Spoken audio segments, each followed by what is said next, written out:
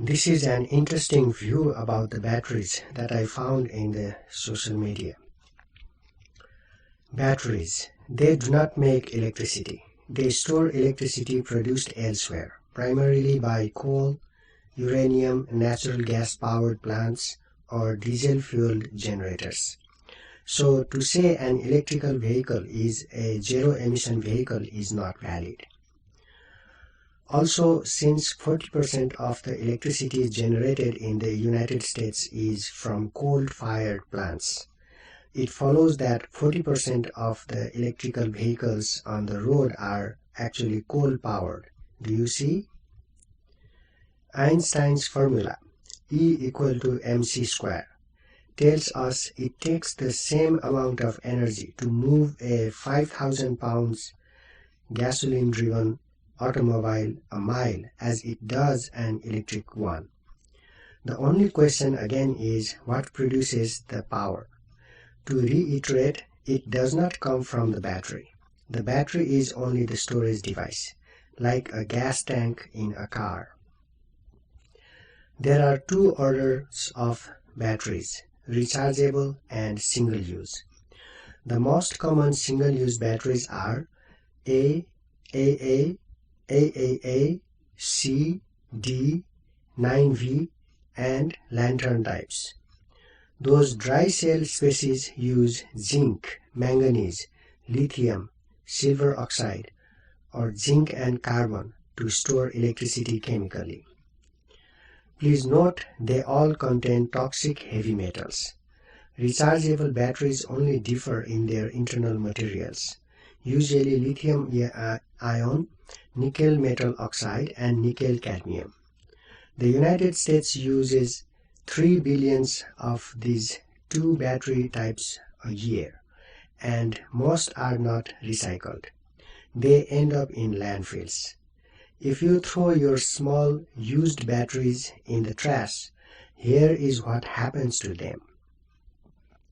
All batteries are self-discharging. That means even when not in use, they leak tiny amounts of energy. You have likely ruined a few flashlights from old ruptured batteries. When a battery runs down and can no longer produce a toy or light, you think of it as dead. Well, it is not. It continues to leak small amounts of electricity. As the chemicals inside it run out, pressure builds inside the battery's metal casing, and eventually it cracks. The metals inside then ooze out. The ooze in your ruined flashlight is toxic, and so is the ooze that will inevitably leak from every battery in landfills. All batteries eventually rupture. It just takes rechargeable batteries longer to end up in the landfill. In addition to dry cell batteries, there are also wet cell ones used in automobiles, boats, and motorcycles. The good thing about those is that 90% of them are recycled. Unfortunately, we do not yet know how to recycle single-use ones. But that is just half of it. For those of you excited about electric cars and a green revolution, I want you to take a closer look at batteries and also windmills and solar panels. These three technologies share what we call environmentally destructive production cost. A typical electric vehicle battery weighs 1,000 pounds, about the size of a travel trunk. It contains 25 pounds of lithium, 60 pounds of nickel, 44 pounds of manganese, 30 pounds of cobalt, 200 pounds of copper, and 400 pounds of aluminum, steel, and plastics. Inside are over 6,000 individual lithium-ion cells. It should concern you that all these toxic components come from mining.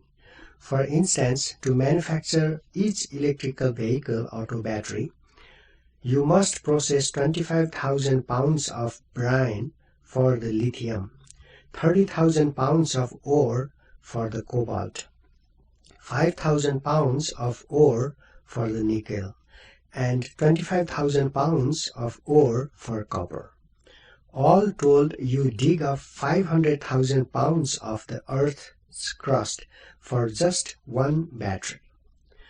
68% of the world's cobalt, a significant part of a battery, comes from the Congo.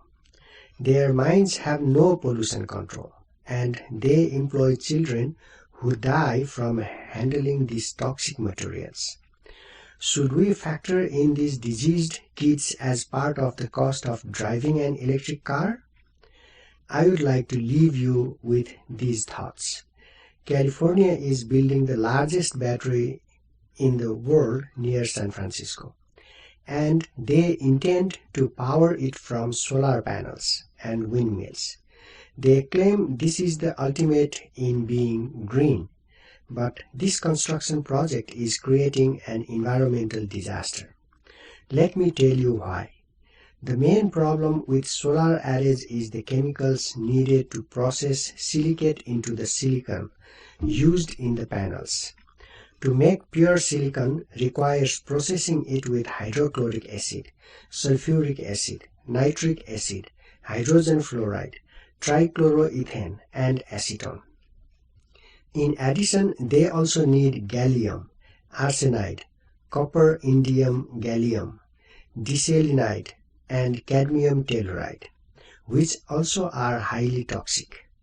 Silicon dust is a hazard to the workers, and the panels cannot be recycled. Windmills are the ultimate in embedded costs and environmental destruction. Each weigh 1,688 tons, the equivalent of 23 houses, and contains 1,300 tons of concrete, 295 tons of steel, 48 tons of iron, 24 tons of fiberglass, and the hard-to-extract rare earth neodymium, praseodymium, and dysprosium. Each blade weighs 81,000 pounds and will last 10 to 20 years, at which time it must be replaced. We cannot recycle used blades. There may be a place for these technologies, but you must look beyond the myth of zero emission. Going green may sound like the utopian ideal, but when you look at the hidden and embedded cost realistically, you can see that going green is more destructive to the Earth's environment than meets the eye. Thanks.